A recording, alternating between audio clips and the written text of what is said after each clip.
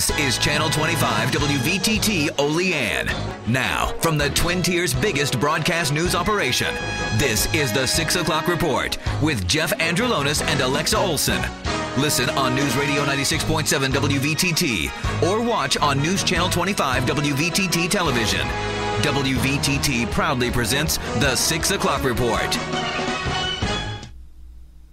Good evening, I'm Alexa Olson. And I'm Jeff Andrulonis. Good evening. The big story tonight on the 6 o'clock report. Many school students in the Twin Tiers already back to classes, and tomorrow it's the same for students in the Olean City School District. Alexa? That's right, Jeff. High school seniors at Olean High School. Tomorrow, that will be their last first day of high school. WVTT's Derek Smith reports. Seniors might feel a little intimidated to return to their regular routines of the high school life this year. Maybe it's the anticipation of a tough schedule or the preparation for college with deadlines just around the corner that has teens thinking about their last day of high school.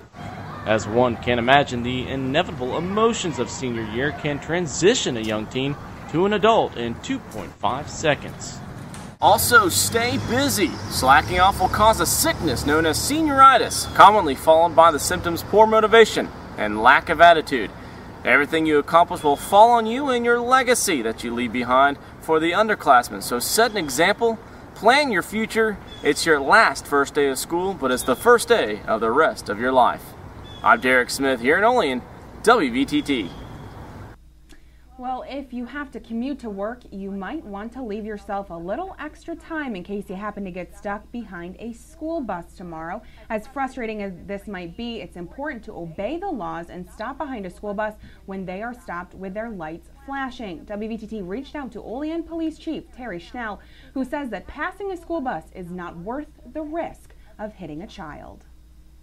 Whatever their rush is, wherever they need to be, it's not so important that you're going to take a risk of hitting a child and going to a school bus or being discharged from a school bus, because as good as the school bus drivers are, and they have monitors on the buses and they try to make sure they're safe, kids are kids.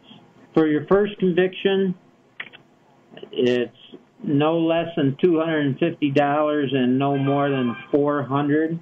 And also, or you can go to jail for no more than 30 days or receive both the fine and the jail time.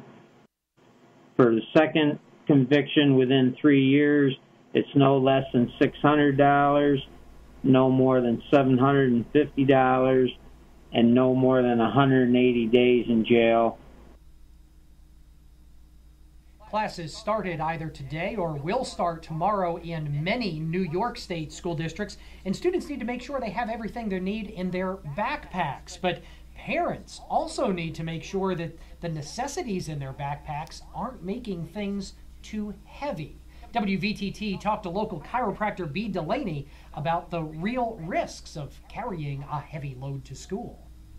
So you shouldn't have more than 10 pounds. Well, if this is already 6 pounds and you've got 2 of these books in your backpack, you've already got 12 pounds worth of weight that you shouldn't be over. First of all, they should be using a backpack with straps that are at least 2 inches wide.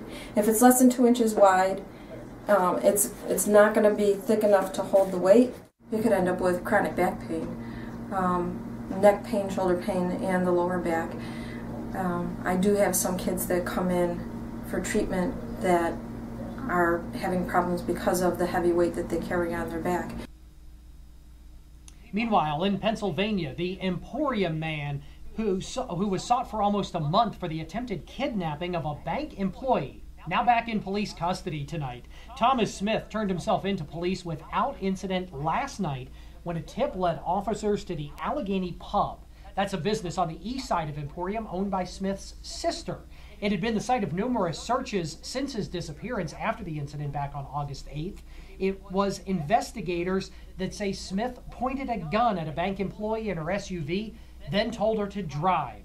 She crashed the vehicle and escaped. That's when Smith took off. She wasn't injured. The 58-year-old Smith's Smith was having his house foreclosed upon, and investigators say that might have been the reason for his alleged actions. Police in Bradford are asking for your help to track down some vandals. A statue outside St. Bernard Catholic Church was ripped off its pedestal and left broken in pieces on the ground.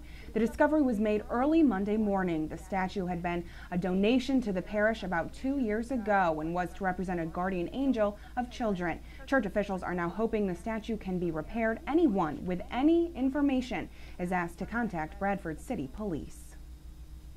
The man who died in a Friday night fatal accident in Cattaraugus County has been identified tonight. Cattaraugus County Sheriff's deputies tell WVTT it was 64-year-old Howard Miller of Gowanda who died Friday night in a crash on North Otto Road in Otto. Investigators tell WVTT he lost control of his vehicle and was ejected as he rounded a curve in the town of Otto.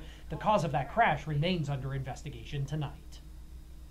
Well, the Republican National Convention, known as the RNC, took place in Florida last week, and this week Democrats will come together in Charlotte, North Carolina for the Democratic National Convention, known as the DNC.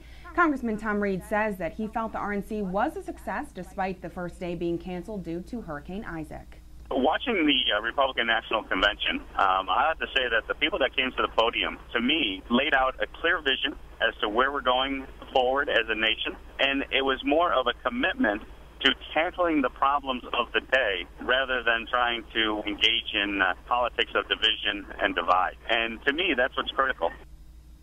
Congressman Reed also says that he will be closely following the DNC this week. I'm looking forward to hopefully the convention articulating what they stand for going forward. And that's what I think we need to engage in across the nation in this election cycle, is put a clear choice to the American people, and when they're given a clear choice, let them decide where we're going to go as a country. And so that's what I'm looking forward to. I certainly hope you had a restful and relaxing Labor Day weekend, but for those without a job, Labor Day can be a particularly stressful time, spending the day trying to look for work. Good news, Governor Andrew Cuomo has announced over the weekend that Jobs Express, a website designed to help New Yorkers who are seeking employment, has helped more than 44,000 individuals find work in the 10 months since its launch. Jobs Express currently has 71,000 job listings, a large increase since the governor announced the site's launch back in October of 2011. Governor Cuomo said in a statement, quote, "From day one, my administration has been focused on jobs, and with initiatives ranging from the New York Works program, the Regional Economic Development Councils, to Jobs Express, we have moved New York State into the forefront of finding innovative ways to grow the economy and get people back to work." That statement from Governor Cuomo. The 6 o'clock report continues here on WVTT. Coming up, WVTT's World and National News Roundup. That's next here on the 6 o'clock report on News Channel 25 WVTT.